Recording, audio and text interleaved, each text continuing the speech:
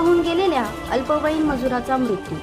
सेलू पोलिसात आकस्मिक मृत्यूची नोंद। सेलू पोलीस स्टेशन हद्दीतील मौजे सोनवटी येथील हृदयद्रावक घटना घडली आहे। व्यंकटी धुमाळ यांच्या बांधकामावर मजुरीचे काम करणारा साजिद मजीद शेख, वय वर्ष 17, राहणार राज मोहल्ला सेलू, हा युवक मंगळवार दिनांक 17 डिसेंबर रोजी सायंकाळी सुमारे 5 वाजेच्या सुमारास शौचासाठी सोनवटी शिवारातील निम्न दुधना प्रकल्पाच्या डाव्या कालव्याकडे गेला असता पाणी घेण्यासाठी उतरतानाच पाय घसरून कालव्यात वाहून गेला।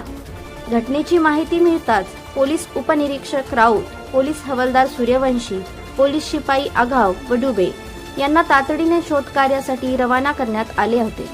यावेळी सोनवटी येथील पोलीस पाटील माणिकराव सोळंके, हातनूर येथील पोलीस पाटील रामचंद्र पारवे, स्थानिक ग्रामस्थ तसेच युवकाचे नातेवाईक यांनाही शोध कार्यात सहभाग घेतला।